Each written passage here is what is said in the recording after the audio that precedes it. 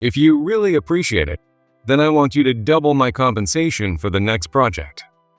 Hey old man, go tell the CEO of your company what I want.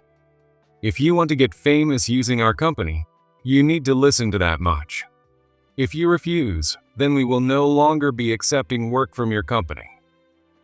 I found myself glaring at David unintentionally. While holding back my anger, I responded to him. Then, suddenly, David's face turned red. He stood up, grabbed a glass of ice water he had placed nearby, and dumped it over my head.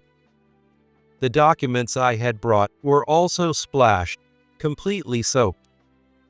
Still not satisfied, David yelled at me.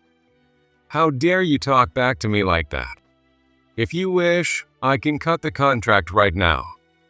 Our company is swamped with work from all directions, so losing you wouldn't hurt us at all. You should know that without even thinking. Cool your head and come back when you're capable." He kept spewing insults, one after another, and I finally lost my patience. "You just lost $90 million. My name is George Irving, a 53-year-old man. Currently, I run the family business, Irving Real Estate, a small to mid-sized real estate company. Irving Real Estate is a company my father managed for years and is beloved by people of all ages in our local community. I've always loved my father's company since I was a child. Inspired by my father working in real estate, I aspired to one day run a real estate company myself. As a middle schooler, I began studying the field with dedication. After high school, I didn't go to college, but instead asked my father if I could work at Irving Real Estate. Initially opposed, my enthusiasm eventually won him over, and he agreed to let me join the company. Of course, I went through proper interviews and exams and earned my place. I gained experience in various departments while learning the job daily and acquired several certifications, including that of a real estate appraiser. My efforts were recognized, and with my father's endorsement, I steadily climbed the ranks. And I was appointed vice president a few years ago. Recently, with my father retiring due to age, I was named the second-generation president. I never thought I would take over the company I loved since childhood, and on the day I was offered the role, I felt the greatest joy of my life. When I shared the news with my wife and children, who I met at the same workplace, they rejoiced as if it were their own achievement, which motivated me even more. My father had watched over me since I was still green, and trusting in my growth, he handed over the company to me. Determined to live up to his expectations, I psyched myself up for the challenge. One day, I was headed to a meeting with a small construction company, Smith Construction Inc., which was our longtime collaborating firm since my father's tenure. Our company delegates construction projects we receive from clients to firms like Smith Construction Inc., which executes the building work. Once completed without issues, we pay the agreed-upon fee and deliver the buildings to our clients. While we work with several other contractors, Smith Construction Inc. is a preferred partner due to their prompt and meticulous service. After a recent large project from a client, I contacted them a few days ago. We planned to negotiate and sign the contract if there were no issues.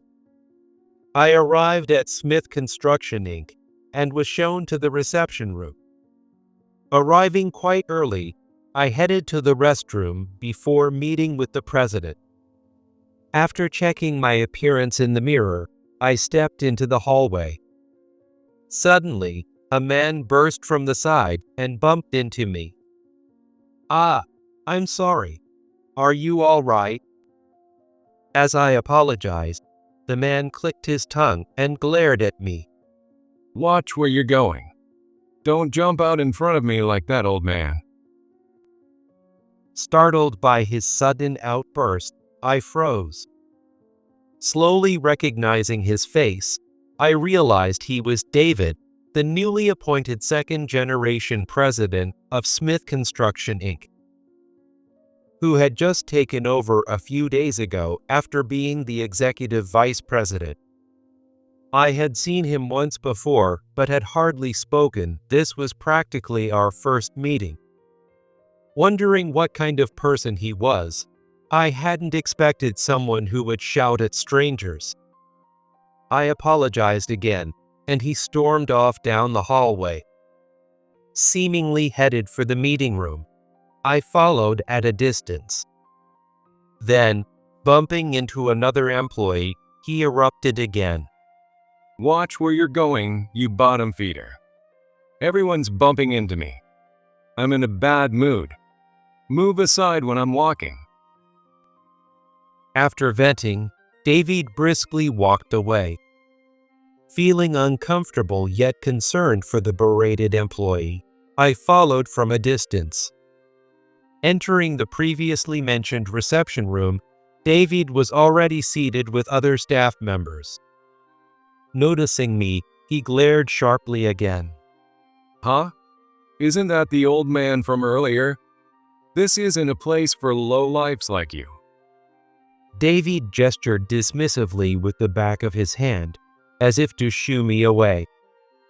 I was dumbfounded, but since the employees around him only panicked and offered no help, I managed to regain my composure on my own and introduced myself. Nice to meet you. I'm George Irving. I represent Irving Real Estate, your counterpart for today's deal. Thank you for your valuable time today. As I reached to hand out my business card, David rejected it. What? You're an employee from the other party? I don't need your card. It's just a nuisance. Just hearing your name is enough. You surely know my name, right? Let's get the deal started. David, while leaning back, tapped his foot impatiently, signaling his irritation. He seemed to have mistaken me for just an employee, but it wasn't inconvenient for me, so I decided to not correct him and not worry about it. Reluctantly, I put the business card back and sat down at the prepared seat to start the deal. Just as I was about to begin discussing, it happened. You're just a regular employee, right? Why would they send an old employee like you to have a discussion with me? You look unkempt and, frankly, not very sharp. Actually, you bumped into me without thinking earlier, right? Does your company even care about doing business? Out of nowhere, David began to insult me personally. I'm wondering what this guy is starting. To belittle your business partner outright doesn't seem very professional.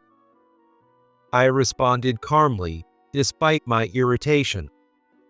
Yes, we have received a significant project this time, and I was hoping your company would take it on. Are you dissatisfied with me as your business partner? While I dealt with this with a forced smile, the employees sitting next to David were sweating and seemed anxious. Though David had mistaken me for a regular employee, it was clear that the employees knew I was actually the president. However, it seems they are afraid of David, as they just sit silently without saying a word. Earlier, David was yelling at an employee in the hallway, so he must be taking out his frustrations on everyone around him regularly. Then, he crossed his arms and smirked. Of course, I'm dissatisfied that you're the counterpart. You clearly didn't go to college, right? It's written all over your face. High school grad. And at your age, still not holding a position higher than regular staff. It must be the case. David pointed at me gleefully, assuming he had guessed correctly. When he guessed that I only have a high school diploma, I instinctively touched my face to check if high school graduate was written on it. He misunderstood my gesture and began to laugh loudly, thinking he had guessed everything correctly. While he was right about the high school part, he was completely wrong about the job position. I thought about correcting him, but hesitated to announce myself as the president outright, and decided to ignore it. Then, David started commenting on my company. Your company might be well known locally, but nationally it's insignificant, right? It's like it wouldn't matter if it existed or not. In contrast, our Smith Construction Inc. is fairly well known even in the city. You should be grateful that such a company would take your contracts. He casually insulted my company, which made me clench my fists in anger. Remaining silent, David didn't care and soon made an unreasonable demand. If you're grateful, I'd like the payment for the next projects to be doubled. Hey old man, go tell the president of your company my demands. If you want to become famous using our company, you'll have to listen to that much. If you refuse, then we won't accept any more work from you. I unintentionally glared at David.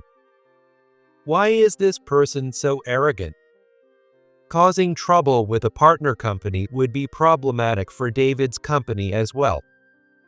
If the balance of power between us shifts, it will inevitably result in losses for both parties. If he's just getting carried away because he was appointed as president, then how incompetent he must be. While suppressing my anger, I replied to him. Unfortunately, we cannot accommodate that request. We have been paying an appropriate amount until now. Furthermore, we are not contracting with your company to become famous. If you are not interested, we may seek cooperation from another enterprise.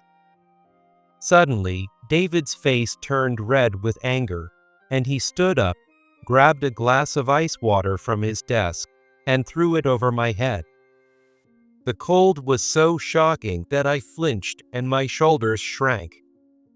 Even the employees sitting next to David were shocked and quickly grabbed towels to wipe my head and suit. The documents I had brought were splashed and completely soaked. David was still not satisfied and started yelling at me. How dare you talk back to me like that? Do you want me to terminate the contract right now?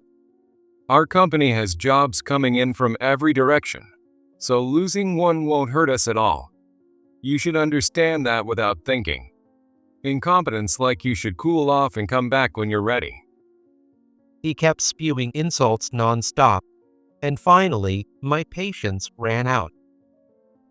You just lost a $90 million deal, I muttered, and the employees who were wiping the table and my suit suddenly turned pale. Confused, David asked, "What?" I then clearly explained to him. Because of your behavior and what you've set up to now, your company just lost a $90 million deal that was supposed to be finalized today. What? David looked stunned. In fact, the discussion I was supposed to have today was about a project far larger than anything we had contracted before. It involved the construction of a large-scale mixed-use commercial facility. A mixed-use commercial facility includes dining and entertainment venues, shopping centers, office buildings, and depending on the size, residential buildings might also be built. This particular project was a special request from a local government entity, and in terms of scale, it was about the size of several large dome facilities.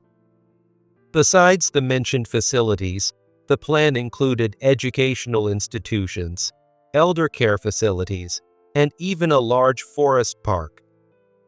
Due to the extraordinary scale, my father, who was then the president, and I reached out to various partnering companies, and we decided to co-construct with a contract value of $90 million per slot. We discussed with the partnering companies we approached and agreed that $90 million was a fitting reward for each. Everyone agreed immediately, so only one slot was left for other potential partners. I had initially thought of assigning it to Smith Construction Inc., but unfortunately, with David acting like this, I doubted they could handle it perfectly. Feeling it would be a waste of money, I decided to act as if this negotiation never happened. A $90 million project? I wasn't informed about that. David banged his fist on the table with a loud thump. Wasn't informed? Of course, because I hadn't spoken about it yet. David, when I tried to start the deal, you interrupted and started insulting me. Since then, you've continuously insulted me and my company without tiring. How could we possibly discuss the deal under such circumstances? Unable to say anything, David just groaned in frustration. But he quickly started to argue back.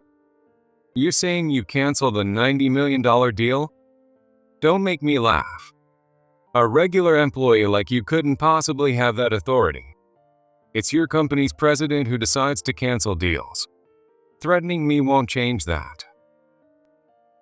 David stood proud, but the employees, who had been silently observing, finally spoke up. David, this man is not a regular employee. He's the president. He's Mr. George Irving, the second-generation president of Irving Real Estate. Didn't you hear the explanation from your secretary this morning? The employees hesitantly tried to explain. David looked puzzled for a moment, recalling the morning's events, and then suddenly showed a look of panic. Apparently, David was briefed about the business partner by his secretary this morning. He has only been president for a few days, so he doesn't know much about the other party. Moreover, he said it was too much trouble and left without listening properly or paying attention to the details. All I could do was shake my head. Even when I tried to hand you my business card, you dismissed it as bothersome. If you had just taken it properly then, this misunderstanding would have been resolved immediately. I slowly took out my business card case and thrust my business card at David. It clearly stated that I was the president of Irving Real Estate. Wait a minute. So you knew I was mistaken, you all. Why didn't you correct me sooner? His face turning red with anger, David shouted, and the employees once again fell silent. Can't you see how your employees are acting around you? They are afraid of you. If someone gets yelled at every time they speak up, of course they'll stop wanting to talk. If you don't start handling things more calmly, soon you'll find yourself without anyone left around. As I spoke with a hint of preaching, David's anger only grew. I'm telling you. You realized it too. You're the person involved, so you should have introduced yourself, even if it meant interrupting me. Were you staying silent on purpose to embarrass me? He would have gotten angry just for interrupting him anyway. I sighed in exasperation, and just then, there was a knock on the door of the closed conference room. David answered grumpily, and into the room came a man in a wheelchair, pushed by his secretary. It was Kevin Smith, the president from Smith Construction Inc. Sorry about that. Were you in the middle of a deal? I was supposed to arrive a bit earlier. David and I were both taken aback. Kevin, the president. What are you doing here today? Weren't you supposed to be in the hospital? Actually, I got permission to go out today after discussing it with my doctor. My doctor is quite stubborn and it was hard to get permission. As the two of them talked casually, I stood there, clueless about the whole situation. Kevin then explained the situation to me. Apparently, Kevin had been involved in a traffic accident a few weeks ago and had been receiving treatment in the hospital. The sudden incident caused chaos within the company. With no clear end to his treatment in sight and essential business unable to proceed in his absence, Kevin decided it was time to step down. The vice president was supposed to take over but refused, citing a lack of confidence. Desperate, the company turned to David, who had always boasted that he would become president someday. When the presidency was transferred, necessary explanations were supposedly given, but since Kevin needed to rest, he had arranged for his secretary and vice president to relay information. However, David had dismissed everything as troublesome at the company, which is why he was unaware of the details about the counterparties. And today, Kevin remembered that it was a scheduled deal with our company, which had been planned a month ago. Wasn't it about the development of a mixed-use commercial facility? I was looking forward to it. So, how far has the discussion progressed?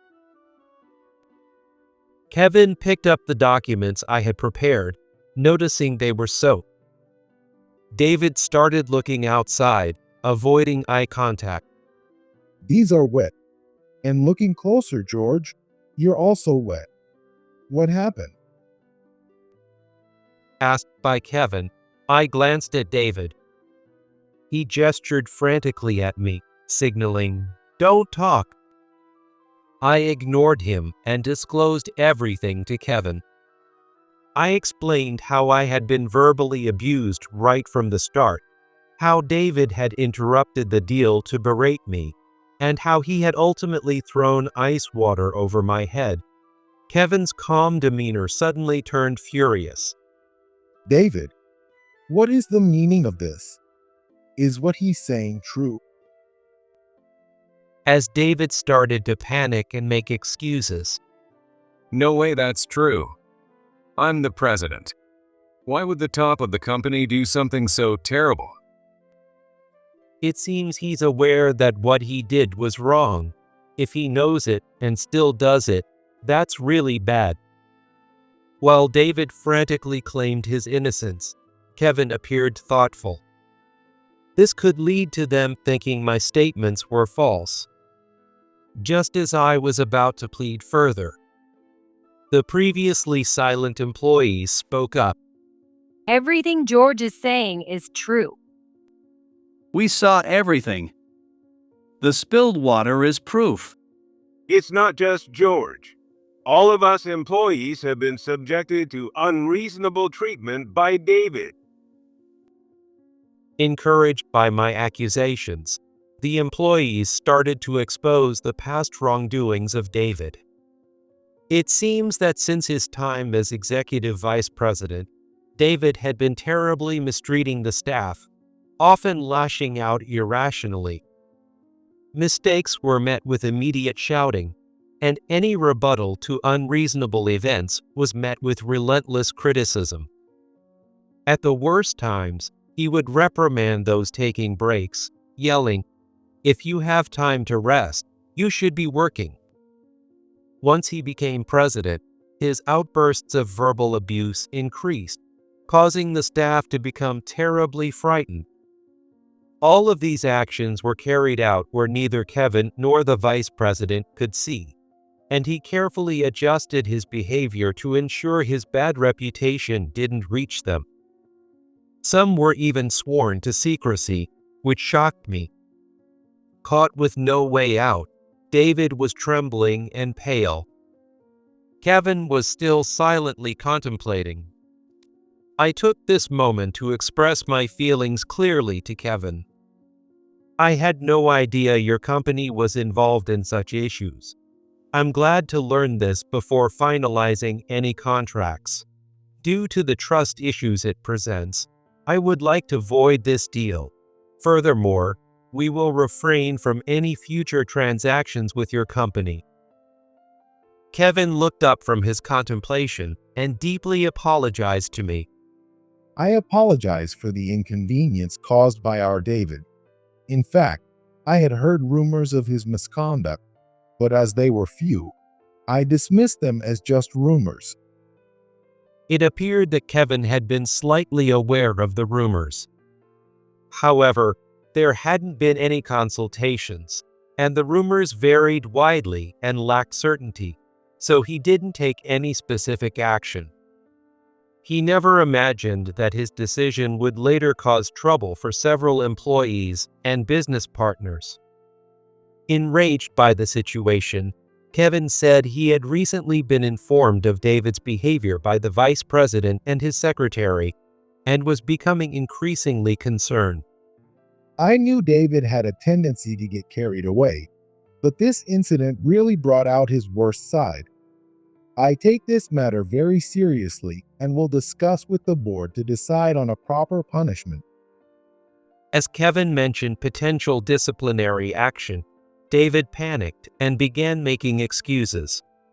What kind of punishment are we talking about? You're not going to fire me, are you?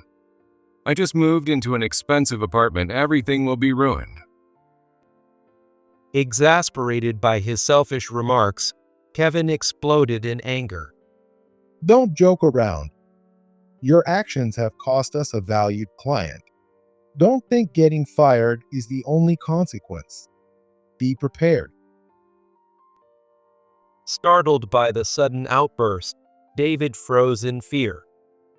Perhaps now he could slightly understand how the employees felt under his verbal assaults. It seemed he was going to face proper disciplinary action, and it wasn't my place to comment further. I packed my belongings, said goodbye to Kevin and the staff, and quietly left the scene. Later, as promised, Kevin dismissed David from his position and then terminated his employment. After the contract with Irving Real Estate officially ended, the resulting damages were billed to David, burdening him with a substantial debt. Smith Construction Inc., the company's performance significantly declined and briefly went into the red, but it seems to be holding on. The vice president was appointed as the third-generation president, and Kevin, after being discharged from the hospital, has been actively helping to restore the company's performance. As for David, he moved from his recently acquired luxury apartment to a rundown apartment and started taking multiple part-time jobs to pay off his debts.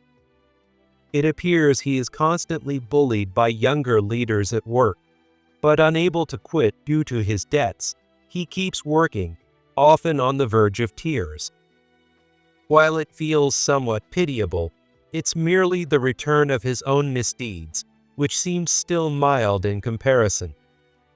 On my side, after severing ties with Smith Construction Inc., I approached another partner for the mixed-use commercial facility projects. The deal was quickly agreed upon, and the contract was finalized. Construction is expected to start next year, and I am already looking forward to its completion. This ordeal has prompted me to review our partners and select only those truly reliable. Additionally, I've installed a suggestion box in the company, allowing employees to voice their complaints and requests directly to me, the president. Thanks to this, I can hear employee opinions firsthand, which helps in addressing issues more effectively. Ironically, this improvement might be credited to David.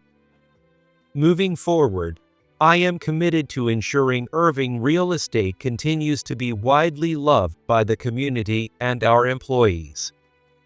And someday, I hope to grow the company further before my child takes over. Today, I psyched myself up and energetically opened the front door of my house.